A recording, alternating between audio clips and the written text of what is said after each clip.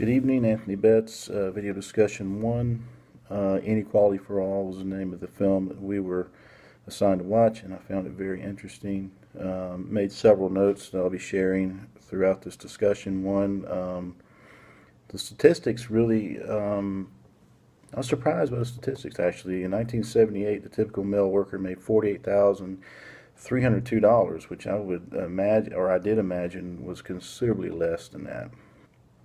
The average 1%, which these people are the entrepreneurs, uh, probably I would say doctors, even maybe in this category, made $373,682, which again was far more significant number than I would have imagined. But you fast forward to 2010, and you have the average male worker making $33,751, and the top 1% is making 1.1 million and some change.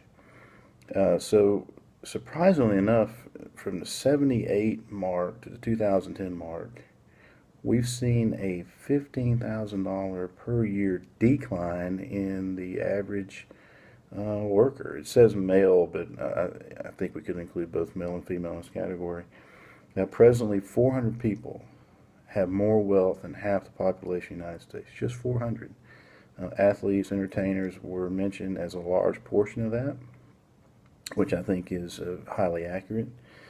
A couple of guys that conducted a research study from IRS key tax data that date all the way back to 1913, which is when the tax data system was instituted, came up with some research that helped show a bridge, if you will, between 1928 and around 2007, both being peak years for income and then subsequently a economic crash afterwards.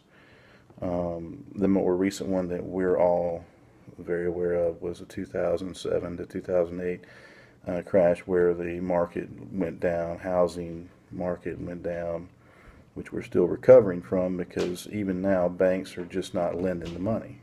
It still hasn't stabilized, and it's certainly a long way off from being what we would consider economically stable. Consumer spending is about 70% of the economy.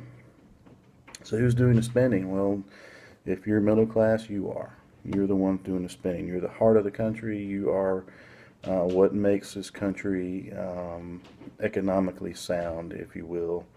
The top 1% now, the median or the range being in the median, would be 380,000, and for the average median household, on average, is 50,000. $50,000, which to me is really low. If you consider the market value state by state, California, a great example, one of the highest cost of living states in America, opposed to others. Even Alaska has a very high market value. So you see states like this where that 50,000 mark really puts them in, or probably even below, the poverty line. So is inequality a problem, and how do you fix it?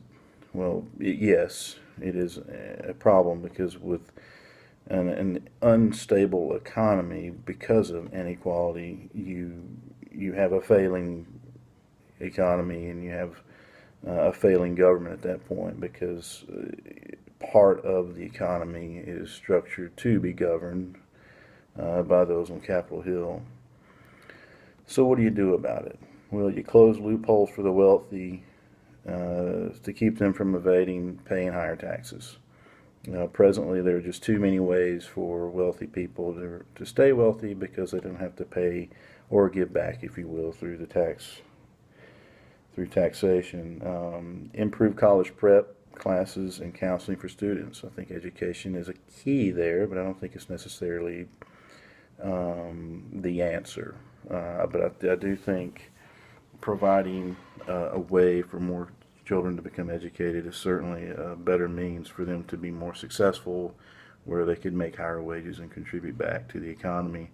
In part with that would be to establish apprenticeships. Maybe companies participate as well to cater to the younger graduating classes to get them on board and to get them properly trained so that they can be successful and have career advancement and those type things. Raise the minimum wage is one. It's constantly um, on the table as an agenda item to continually increase. When I started working in the workforce, the minimum wage was barely over $2 an hour, which seems ridiculous now looking back. But I remember making less than $3 an hour, and overtime, I just couldn't work enough overtime to make ends meet, and it was a struggle then. So I couldn't imagine if the minimum wage had not progressed to the standard, which currently in Alabama it's about $7.25, which is just almost asinine, almost insulting, really, considering the cost of living here. Establish a universal child allowance. I think the business markets or the recommendations from a lot of analysts and intellects in that field claim that 2,500 per child a year would be good. Canada has a really good system where they allot $300 per month. It's like a per diem for children that you have. Part of the reason for that is their residential population doesn't meet the demands for the jobs they have there. So they have more jobs than they have people, in short. And the last thing that I noted was profit sharing for employees that are employed for a year or longer. Give back to the people that are making your companies productive and effective, and that are you're streamlined for revenue.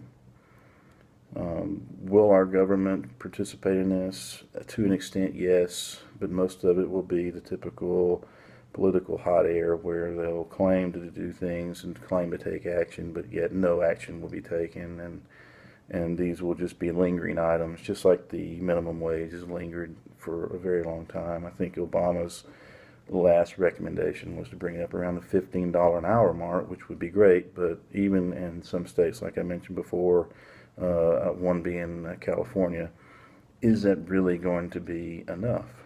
And I don't think that it is. But enjoyed the film. I was very enlightened on some things that I feel like we should be very aware of as a people and as a government. Thank you.